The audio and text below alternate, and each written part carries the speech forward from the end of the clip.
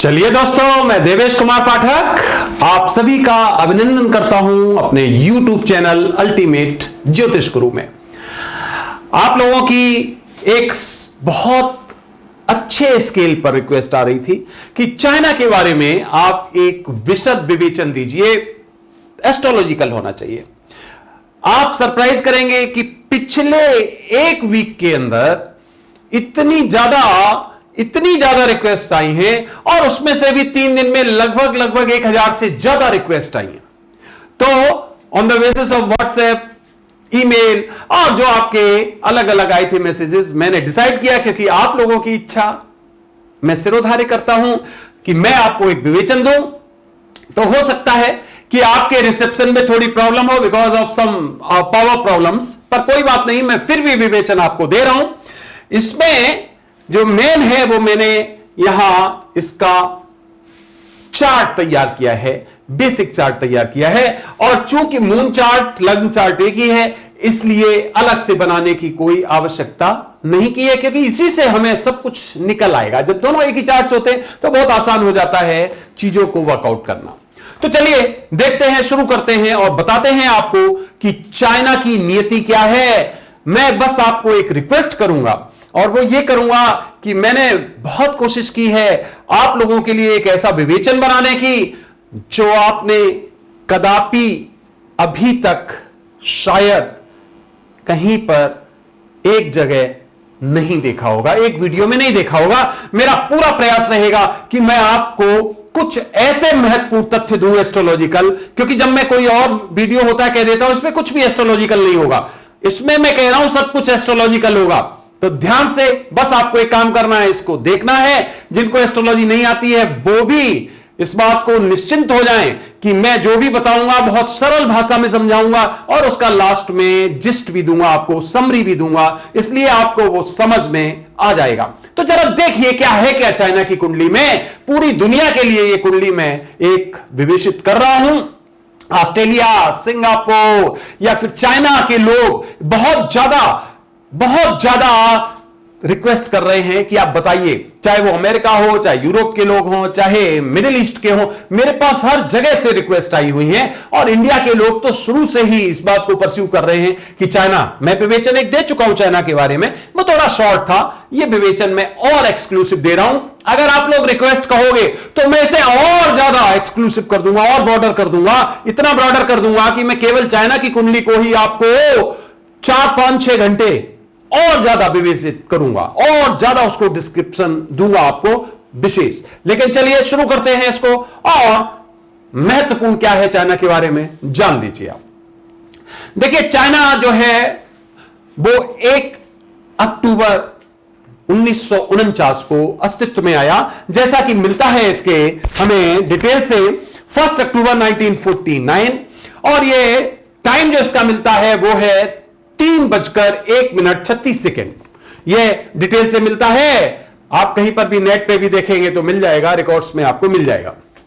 तो 1 अक्टूबर 1949 3:01:36 दोपहर का इस समय यह अस्तित्व में आया। देख पा रहे हो आप, ये कैप्रिकॉर्न, इसका मतलब मकर लग्न है और मकर राशि भी है, मून यहीं पर विराजमान है। और इसके जस्ट अगर हम देखें ऑपोजिट तो मार्स है 2143, इसका मतलब है अपनी नीच राशि में है। कौन सी राशि है वो? कैंसर में। हम एक एक करके विवेचन करते चले जाते हैं और फिर आपको बताएंगे अलग अलग हाउस के बारे में। मैं फिर कह रहा हूं इतनी विशद व्याख्या आपके लिए होगी कि आपको लास्ट में लगेगा कि हां ये कारण है, चाइना इसलिए ऐसा कर रहा है। चलिए अगर चाइना का ओवरऑल देखें तो ये दुनिया में चौथा सबसे ज्यादा क्षेत्र इसके पास है, मींस 4th रैंक पे है क्षेत्र के मामले में। 96 लाख स्क्वायर किलोमीटर इसका क्षेत्र है और जहां तक पॉपुलेशन का मामला है ये नंबर 1 है। ये 1 अरब 40 करोड़ से ज्यादा इसकी जनसंख्या है, 144 के लगभग। लेकिन कोई भी इस तथ्य को भी सत्य नहीं कह सकता है। हो सकता है इसकी जनसंख्या 1.25 अरब हो सकता है 2 अरब, क्योंकि बहुत समय से यहां पर कोई भी विधिवत रूप से इस तरह की गणना नहीं की गई है। तो आगे बढ़ते हैं और देखते हैं इसका एक एक हाउस क्या कहता है। तो हमने सबसे पहले तो मून को देखा, मून किसमें है? कैप्रिकॉर्न में। इसका इनवर्स साइन है, ध्यान से देखिए, मून का जो साइन होता है वो होता है कैंसर और इसके इनवर्स साइन में मकर। तो एक एस्टेब्लिश्ड फैक्ट है एस्ट्रोलॉजी में कि कभी भी अगर मून कैप्रिकॉर्न में होता है तो ये इस तरह के स्टीप डाउनफॉल्स देता है किसी ना किसी रूप में, जो आजीवन भुलाए नहीं जाते हैं। बहुत ही इंपॉर्टेंट फैक्ट पहला मैं आपको दे रहा हूं, या तो स्टीप डाउनफॉल देगा या ऐसी बदनामी देगा या कृत्यों को ऐसा ज्यादा जन समुदाय में फैलाएगा जिससे कि पूरी दुनिया में फैलाएगा, जिससे कि वो व्यक्ति उसको कभी भुला नहीं सकता है। तो पहला ही लग्न जो है वो ध्यान से देख लीजिए आप, वहां पर मून है। किसकी राशि होती है ये? सैटर्न की। सैटर्न कहां पे है? लग्नेश, अष्टम में चला गया है। तो सबसे बड़ी प्रॉब्लम हुई है कि लग्नेश अष्टम में जाके, और अष्टम जो होता है वो मेलेफिक हाउस कहा जाता है, वो गूढ़ हाउस होता है, वो बड़ी बड़ी बीमारियों का हाउस होता है, यहां तक कि वो डेथ का हाउस होता है, गुप्त होता है। तो वहां पर आ गया। और साइन कौन सा है? ध्यान से देखो, लियो, सूर्य का साइन है। सूर्य और इसके आपस में संबंध सब जानते हैं कि किस तरह के हैं। ये आपस में अधि शत्रु हैं, नेचुरल शत्रु होते हैं ये आपस में। कभी भी आपको पता है शनि और सूर्य का क्या इतिहास रहा है। तो यहां पर केतु, मरकरी और सन है 9th हाउस में, इसके बारे में भी बाद में चर्चा करेंगे हम। तो लग्नेश जो है वो 8th हाउस में आ गया और वो भी लियो साइन में आ गया। अब क्या हुआ यहां देखते हैं आके, राहु जो है वो 3rd हाउस में है। ये आपको पता ही है उपचय हाउस होता है जिसको प्रोग्रेसिव हाउस कहते हैं। राहु यहां अच्छा माना जाता है, इट गिव्स प्रोग्रेशन, बहुत आपको आगे बढ़ाता है। ये आपको पता है संचार व्यवस्था, इस तरह की चीजें भी होती हैं। तो राहु वहां पर है, इसका मतलब यहां बहुत डेवलपमेंट देने वाला है, इसमें कोई शक नहीं है। राहु यहां 3rd हाउस में बहुत अच्छा है। आगे बढ़ते हैं, मार्स 4th हाउस में, मार्स 7th हाउस में 4th साइन में, इसका मतलब कैंसर में नीच का हो जाता है। और मार्स की जो इसकी जो डेबिलिटेटेड जो पॉइंट होता है, जिसको स्टीप कहते हो, सबसे ज्यादा पॉइंट होता है, वो होता है 27 डिग्री। आप देख पा रहे हो 2143, इसका मतलब है ये डाउन की तरफ जा रहा है। इसका मतलब है इसका इफेक्ट बहुत दूरगामी होगा जाके मार्स 7th हाउस में। ये युद्ध का हाउस भी होता है, ध्यान रखिए। तो क्या हो गया कि ये मार्स यहां पर है तो चाइना, पहला पॉइंट समझिए, युद्ध नहीं जीत पाएगा, युद्ध में फसड्डी रहेगा। याद होगा आपको वियतनाम से भी हार गया था, याद होगा 1967 में इंडिया ने भी इसे धूल चटा दी थी, इसके 400 सैनिकों को मार दिया था। इसने दुनिया में कोई युद्ध जीता हो तो बता दो, अभी तक कभी नहीं जीता है। युद्ध में गया होगा तो पराजय का मुख इसने देखा होगा। कौन से इसने महत्वपूर्ण युद्ध जीते हैं आज तक? कहीं नहीं जीते। अब 8th हाउस में, अब ये हम यहीं से शुरुआत कर देते हैं। 7th हाउस में जो मार्स है, क्या कहते हैं हमारे महान लोग जो हैं, जो ज्योतिषी एस्ट्रोलॉजर्स, हमारे गुरु, हमारे अधिगुरु, हमारे ज्योतिषाचार्य, उन्होंने क्या कहा है, हम एक एक करके सबके बारे में बताते हैं। सबसे पहले ले लेते हैं हम मार्स के बारे में। मार्स 7th हाउस में नीच का बता चुका हूं, क्या देता है। सबसे पहले कुछ महत्वपूर्ण दूंगा, आपको पता चलेगा कि यह कारण है क्योंकि ये आज का लिखा नहीं हुआ है, सैकड़ों वर्षों से पहले ही लिखा हुआ है। हमारे जो एक्सपर्ट्स थे, ज्योतिषाचार्य थे, ऋषि मुनि थे, उन्होंने लिखा हुआ है। जीवनाथ थे एक बहुत ही जाने माने हमारे एस्ट्रोलॉजी में नाम रखने वाले, उन्होंने कहा है कि मार्स जब भी 7th हाउस में होता है तो ये लघुता का प्रतीक होता है। लघुता समझते हो? इसका मतलब वो आदमी की सोच बहुत नीच होती है, युद्ध में प्रबल शत्रु होते हैं उसके, और उसका शरीर छत बिछत होता है। इसका मतलब है इतने बार पड़ते हैं उसके शरीर पर कि उसका शरीर छत बिछत होता है। किसने कहा? यह जीवनाथ ने।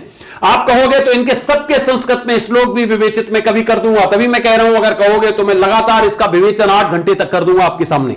फिर आगे एक और थे हमारे डुंडिराज करके, बहुत ही महत्वपूर्ण एस्ट्रोलॉजर थे। वो क्या कहते हैं कि शत्रु समूह पीड़ा देकर उसके शरीर को दुर्बल कर देता है। शत्रु, इसका मतलब इसके जो भी शत्रु होंगे चाइना के, वो ग्रुप में आके और पीड़ा देंगे। देखिए बिल्कुल सार्थक हो रही हैं वो सब बातें, आज सब इकट्ठे हो रहे हैं इसके अगेंस्ट, क्योंकि इसके काम ऐसे हैं। क्यों है वो भी बताऊंगा। आगे है खान खाना। आपको पता है खान खाना ने भी ज्योतिष के बारे में बहुत जबरदस्त वर्णन किया था, अब्दुल रहीम खान खाना। वो क्या कहते हैं, ये निहायत जुल्म और लड़ाई करने वाला होता है। जिसके 7th हाउस में ये होता है, उसकी इंस्टिंक्ट्स ऐसी होती हैं, इनबिल्ट उसकी फीलिंग्स ऐसी होती हैं कि वो जुल्म करता है और लड़ाई करने वाला। इसका मतलब है कि उसका चारों तरफ, आज देख लीजिए चाइना सबसे मुंह उठाए घूम रहा है कि कोई हमसे लड़े, सब उसके दुश्मन हैं। तो ये हमारे खान खाना साहब जो हुए थे महत्वपूर्ण, उन्होंने लिखा था। अगला देखते हैं, जयदेव क्या कहते हैं। जयदेव कहते हैं कि शत्रुओं से भयभीत होता है, जिसके मार्स यहां होता है वो शत्रुओं से भयभीत रहता है हमेशा। तो भयभीत तो ये भी रहता है, लेकिन दिखाता है अपनी दादागिरी, हालांकि उस दादागिरी की परिस्थितियों में रहता नहीं है, कपता है ये। आगे वैद्यनाथ जी क्या कहते हैं, जातक युद्ध प्रिय होता है, इसका मतलब कन्फ्रंटेशन बहुत लाइक करता है। आज देख रहे हो सब देशों से उसे कन्फ्रंटेशन की आदत सी है, चाहे वो पास का हो चाहे दूर का हो, सबसे बिगाड़ने की आदत है। फिर एक जागेश्वर जी थे, वो क्या कहते हैं कि शत्रुओं के साथ स्पर्धा करने से हानि होती है। शत्रुओं के साथ स्पर्धा करता है और उसमें इसे बहुत ज्यादा लॉस उठाना पड़ता है। तो आप समझ गए कि मार्स जो है वो 7th हाउस में, जाने माने जो ज्योतिष के विद हैं, जो जिन्होंने ज्योतिष की नींव रखी थी, जिन्होंने ज्योतिष के बारे में बहुत कुछ विशद विवेचन किया है, रिसर्च किया है, शोध किया है, उन्होंने बताया कि इसका मार्स कितना खराब है हमारे लिए। चलिए इसके लिए रादर कहेंगे 8वां देखो, यहां पर मैंने बताया लग्नेश 8th में हो गया है। अब लग्नेश 8th में, और वो भी अपने किसके, एनिमी के साइन में हो गया। अब लग्नेश जब, लग्नेश नहीं बल्कि रादर कहिए शनि जब यहां पर एफ्लिक्टेड हो जाए इस तरह की परिस्थितियों में, तो शनि क्या करता है। चलिए ये भी बता देता हूं मैं, पहले सबके विचार बता देता हूं, उसके बाद आगे बढ़ूंगा।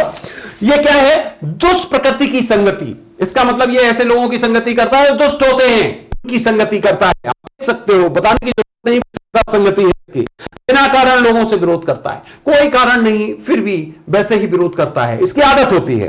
यह स्वयं धूर्त त्राट दंचक चूड़ामणि होता है, अतः इसे कोई ठग नहीं सकता है, यह खुद ही ठग होता है। आप देख रहे हैं चाइना के जितने भी प्रोडक्ट्स हैं वो सब आउट ऑफ प्लेस हो जाते हैं, बेकार हो जाते हैं, कितनी जल्दी खराब होते हैं। तो फिर इसे कौन ठगेगा भाई, ये तो दुनिया को ठगने के लिए माहिर होता है जब भी सैटर्न यहां पर होता है एफ्लिक्टेड उस अवस्था में। ये तो कहा था हमारे जीवनाथ के बारे में। अब जीवनाथ जी ने क्या कहा है, अत्यंत चतुर होता है, रोगों से भयभीत होता है और कलंकी होता है। कलंक लगते हैं ऐसे आदमी पे, ये कलंकित होता है। तो सैटर्न 8th हाउस में किसने कहा है, जीवनाथ ने। खान खाना जी फिर क्या कहते हैं, दगाबाज होता है, पेटू होता है, डरपोक होता है। इसका मतलब है दगा देने नहीं, देखो दुनिया को दगा दिया है, दुनिया को वायरस से इन्फेक्ट कर दिया है और फिर लोगों की जगह को कब्जाने का काम कर रहा है। तो दगाबाज भी होता है, पेटू भी होता है। पेटू इसलिए कि सबका ला मेरे पास, एरिया मेरे पास, धन मेरे पास। और तीसरा जो है वो ये डरपोक भी होता है, इसकी जरूरत नहीं होती है, छोट घटनाएं करना ही इसका काम होता है। जो युद्ध होता है उसमें इसकी स्थिति अच्छी नहीं रह सकती है। क्या कहते हैं, जाति होता है और हानि होती है। यहां होगा तो रोगी होगा, होगा वशिष्ठ क्या कहते हैं कि बुद्धि उसकी दुष्ट होगी। पहले भी देख चुका हूं, इसमें भी बता चुका हूं, दुष्ट बुद्धि, बुद्धि दुष्ट होगी। शस्त्रों के प्रहार से अवयवों को पीड़ा होती है, शस्त्र प्रहार होते हैं पे और इसके क्षेत्र उनमें हानि होगी, पीड़ा होगी। ये जाने माने वशिष्ठ जो थे वो कह रहे हैं 8th हाउस का सैटर्न। फिर एक और महत्वपूर्ण हमारे ज्योतिषाचार्य थे महेश जी, वो क्या कहते हैं, शरीर में चर्म रोग, फोड़ी फुंसियां होती हैं। आप देख रहे हो कितनी बीमारियां वहीं से चाइना से फैलती हैं। बीमारियां चाइना सेंटर होता है, एपी सेंटर होता है। 2002 में सार्स, अभी ये वायरस, कितने वायरस यहां से फैल चुके, तरह तरह की बीमारियां। अभी एक और वायरस की खबर आ रही है जो भी फैलता है उसका कारक 8th हाउस में अगर सैटर्न है एफ्लिक्टेड तो इस तरह की स्थितियां पैदा करता है। फिर जयदेव क्या कहते हैं, एक और महत्वपूर्ण, इसे संतोष और सुख नहीं होता है। क्यों होगा, क्योंकि दूसरे की चीज चाहिए इसको, दूसरे के रिसोर्सेज पे इसको डाका डालना है, अपने रिसोर्सेज से संतोष नहीं है। इसके पास 96,000 स्क्वायर किलोमीटर जगह है पर इसको और चाहिए, इसको और सबको अपने में मिलाना है। इसमें इसे अपना जो है नकली सोना बनाना है, दुनिया को बेवकूफ बनाना है, दुनिया को घटिया माल बेचना है, उनके क्षेत्रों पर कब्जा करना है, दुनिया के हर जगह जाके ड्रिल करना है, तेल निकालना है, ऑयल निकालना है, या फिर पेट्रोल निकालना है, गैसेस निकालनी है, और दुनिया को धमकाना है, सब क्षेत्रों का अतिक्रमण करना है। तो इसका यह काम है। तो कहां से शांति रहेगी? संतोष ऐसे आदमी को कभी नहीं रह सकता है। आगे बोलो। कल्याण वर्मा जी कहते हैं कि कोढ़, भगंदर आदि रोग अल्पायु और उत्साहहीन होते हैं। इसका मतलब यहां से फिर वही बीमारियों का प्रकोप है, बीमारियां बहुत रहेंगी पर। आगे मानसागर, मानसागरी है, उसमें मानसागर में क्या बोलते हैं? चोरी करने के अपराध में दंडित होकर नीच के हाथ से मृत्यु होती है। अब चोरी क्या है अपराध में? देखो अभी आया कि ये रूस से भी इसने चुराया उनकी टेक्नोलॉजी को, कोई सामुद्रिक टेक्नोलॉजी, और भी टेक्नोलॉजी से, दुनिया की टेक्नोलॉजी चुराई, अमेरिका की टेक्नोलॉजी से इतने वो बना दिए, हथियार बना दिए, हवाई जहाज बना दिए, सब कोई टेक्नोलॉजी से तुरंत उसको पायरेट कर देता है, तुरंत उसकी कॉपी कर देता है। तो वही कह रहे हैं मानसागर, चोरी करने के अपराध में दंडित होकर नीच से मृत्यु होती है। चोरी करेगा, ये सबकी चोरी करेगा। मंत्रेश्वर जी क्या कहते हैं?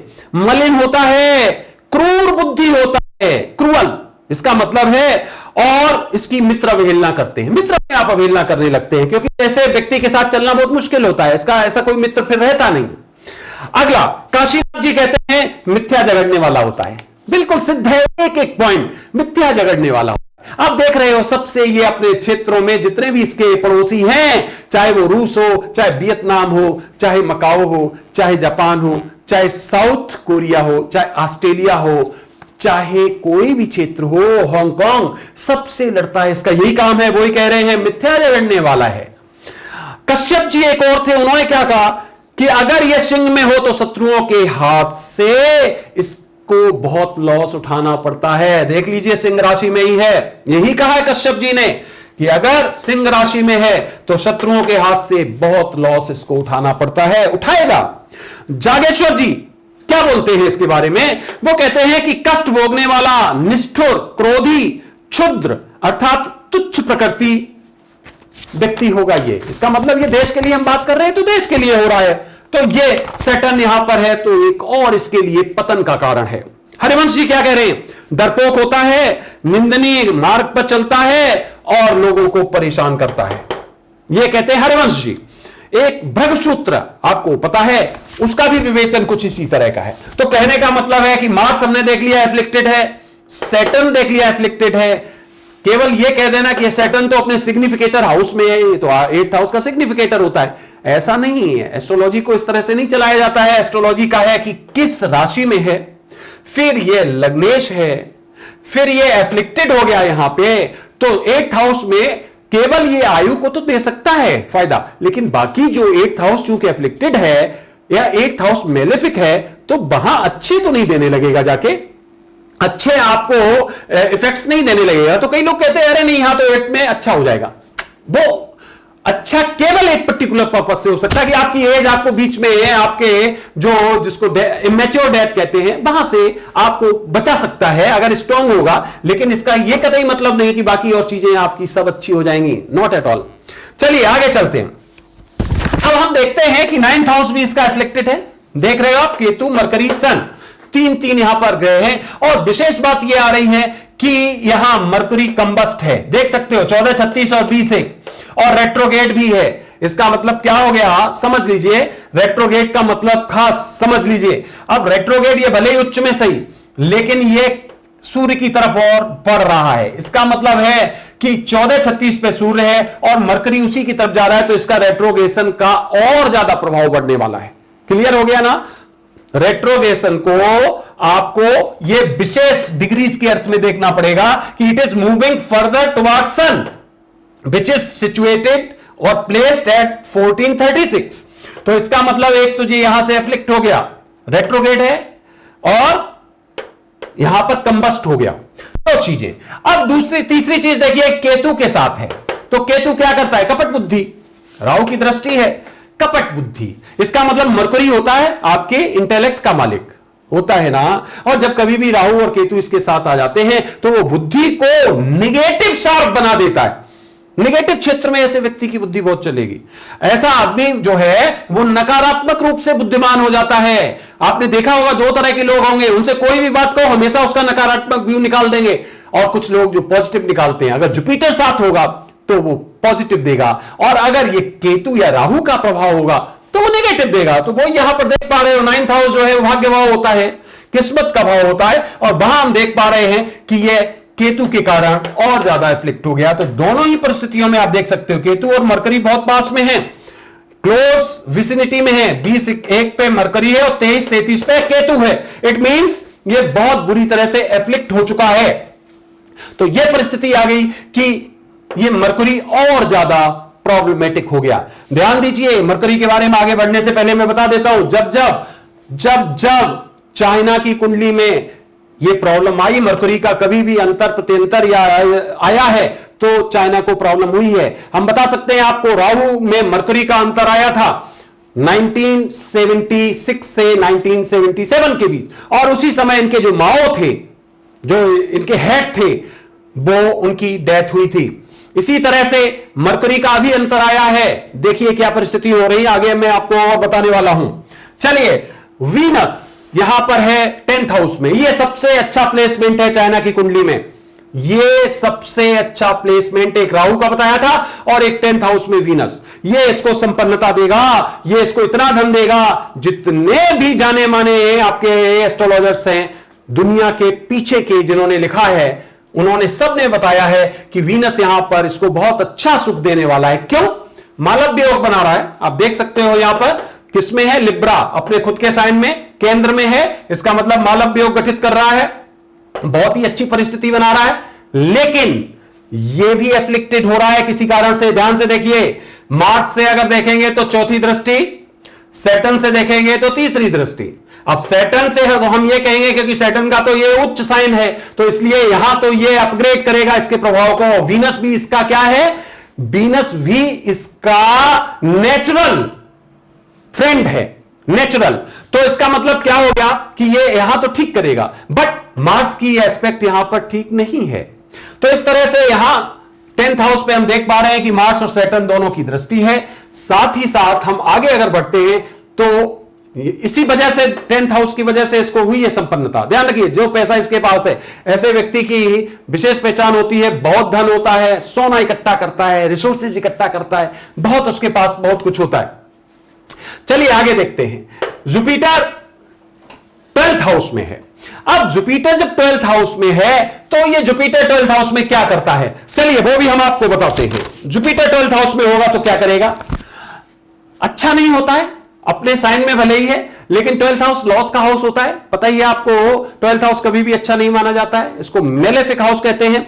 क्या करेगा ये जीवनाथ जी कहते हैं कि पृथ्वी पर यश नहीं होता है ऐसे व्यक्ति का, उसको ग्लोरी नहीं मिलती है, अहंकारी होता है, दूसरे का धन अपहरण करने में उसकी बुद्धि लगती है, और वही लग रही है। आप समझ सकते हो कि ऐसा व्यक्ति अहंकारी होगा, दूसरे का धन लाओ, उसको यही रहेगा, हमेशा वो धन लेने के मूड में रहेगा। बराह मिहिर क्या कहते हैं, दुर्जन होता है।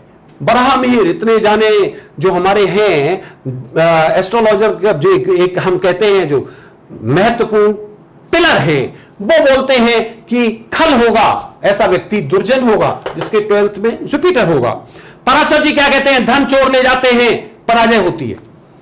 इसका धन चोर ले जाते हैं, चोर का मतलब बाकी सब लोग, क्योंकि अब जो परिस्थितियां बन रही है आप देख रहे हो, और चोर ले और पराजय होती है, पराजय की परिस्थितियां इसके लिए बनेंगी। वशिष्ठ जी कहते हैं पीड़ा युक्त होता है, जो वशिष्ठ जाने वाले हैं वो भी कहते हैं कि 12th हाउस का जुपिटर पीड़ा युक्त होता है। डुंडराज क्या कहते हैं, पापी, निर्लज, मतहीन, मानहीन, चित्त के उद्योग से कुपित होगा। इसका मतलब यह बुरी तरह से, हर तरह से पापी भी होगा, निर्लज होगा, मतहीन होगा, मानहीन होगा, मान भी नहीं होगा इसका, आज दुनिया में इसका कहीं मान नहीं है। वैद्यनाथ जी कहते हैं दुष्ट होता है, सिंपल दुष्ट होता है दुष्ट। गर्ग लोगों से झगड़ने वाला होगा, बिल्कुल देख रहे हैं आप, झगड़ रहा है। बृहद जातकम क्या कहता है कि निर्लज, बुद्धिहीन और अपमानित होता है। निर्लज, उसको लज्जा नहीं होगी, ये बुद्धिहीन होगा।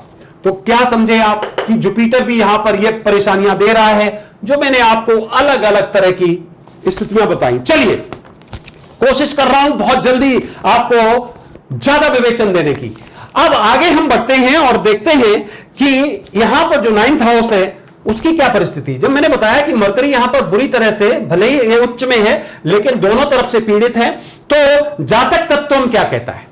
जातक तत्व हमारा एस्ट्रोलॉजी का एक और बहुत ही महत्वपूर्ण एक लिटरेचर है जो कहता है कि यदि पाप ग्रहों से पीड़ित मरकरी, देखिए है पाप ग्रहों से पीड़ित मरकरी, क्योंकि एक तरफ कंबस्ट हो गया, एक तरफ केतु के कारण तो कपट है, तो अगर पीड़ित है और चतुर्थ भाव या उसका स्वामी पीड़ित हो, चतुर्थ भाव या उसका स्वामी, अब यहां तो चतुर्थ भाव का स्वामी कौन, मार्स बना, देखो पीड़ित हो गया, कहां आ गया, नीच का हो गया, किसमें हो गया, सेवंत में हो गया।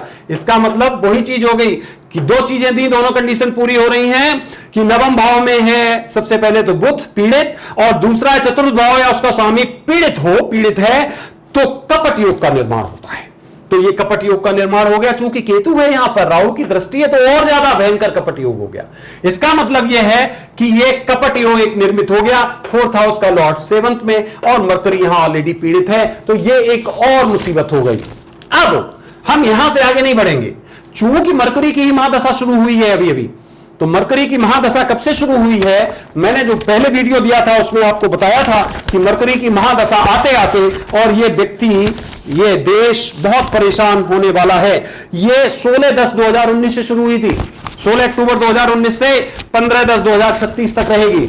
और ध्यान रखिए कि ये जो है मरकरी में मरकरी का अंतर चल रहा है इस समय, ये 14/3/2022 तक चलेगा, 14 मार्च 2022 तक, जिसमें कि इस देश को बहुत मुसीबत आने वाली है, क्योंकि mercury trade and commerce activities का मालिक है, बुद्धि का मालिक है, और वो बुरी तरह से पीड़ित है, उसी की महादशा चल रही है।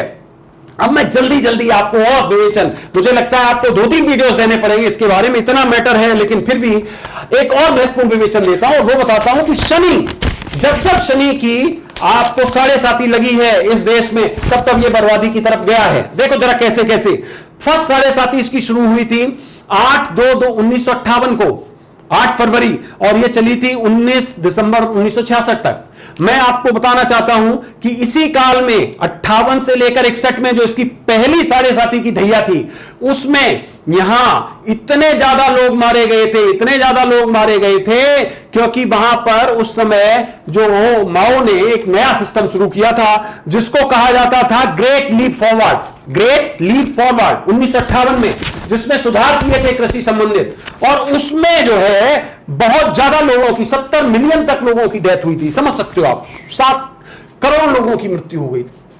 तो देखिए वो पहला काल था जो 7.5 का मैंने बताया, 58 से 61 जो काल था, इतने ज्यादा लोग हुए थे। साथ ही साथ उसमें एक और चीज हुई थी, और वो ये हुई थी कि वहां 58 से 61 के बीच में बहुत फेमिन्स हुए थे, बहुत ज्यादा अकाल हुए थे, तो जाने कितने लोग और ज्यादा मर गए थे, 3 करोड़ लोग शायद उससे मर गए थे। तो समझ सकते हो 58 से 61 जैसे ही सैटर्न की पहले 7.5 आई, पहला ढैया, उसी में बर्बादी हुई।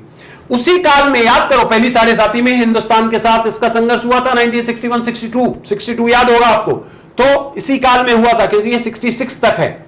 आगे बढ़ते हैं, सेकेंड साइकिल ऑफ 7.5 जैसे ही शुरू हुई इसकी, वो हुई थी 16/12/1987 से 2 जून 1995 तक। और उस 7.5 में आपको याद होगा जो ट्रायंगल है, इसका एक जगह है जहां पर जो सेक्रेटरी थे सीपीसी के हटा दिए गए थे, और वहां लोग अपना आंदोलन कर रहे थे, वहां पर गोली चलवा दी थी, और उसको आपको याद होगा 87 से 90 तक बहुत डिस्टर्ब रहा था, दुनिया में सैंक्शंस लगे थे, किसके खिलाफ, चाइना के खिलाफ। तो देखिए दूसरी 7.5 शुरू हुई थी, तब यह हुआ था। अब तीसरी 7.5 26/1/2017 से शुरू हुई है, और 26/1/2017 से जैसी शुरू हुई है, अब स्थिति यह आ रही है कि सेकेंड ढैया चल रहा है, और यह यहां पे आ गया है गोचर में, आपका शनि इस जगह पे है कैप्रिकॉर्न में। तो ये देखिए एक बहुत बड़ी मुसीबत चाइना के ऊपर एक और आ गई है। तो समझ लीजिए कि चाइना जब 7.5 आई है, तब इसको प्रॉब्लम, और अभी ये प्रॉब्लम इसकी चलने वाली है 7.5 19 मार्च 2025 तक है। तो निश्चित तौर पे चाइना 25 तक वो परेशानियां झेलने वाला है कि जो आपको आगे दिखेंगी, कि जिनसे निकलना उसके लिए बहुत मुश्किल होगा। दोस्तों मैंने बहुत कोशिश की इसमें कवर करने की, लेकिन मैटर इतना होता है, मैं फिर कह रहा हूं कि आपको मैं एक किसी चार्ट का विवेचन 4 घंटे तक दे सकता हूं, लेकिन अब कितना दोगे? अभी इसमें इतना है कि मैं आपको पूरा बताऊं किस अंतराल के दौरान क्या हुआ था, क्यों हुआ था, क्या कारण है। मैं कोशिश करूंगा इस पर एक और वीडियो देने की। फिलहाल आपको मैंने मेन बता दिया कि इसका क्या कारण है और इसका क्या होने वाला है, आगे की परिस्थितियां क्या हैं। जितने भी ज्योतिषाचार्य हैं उनके मत बता दिए। इसका मतलब चाइना बहुत ही परिस्थिति इसकी खराब है, यह अंधकार की तरफ जा रहा है, पतन की तरफ जा रहा है। अगला वीडियो जल्दी ही, तब तक के लिए आप सभी को ओम नमः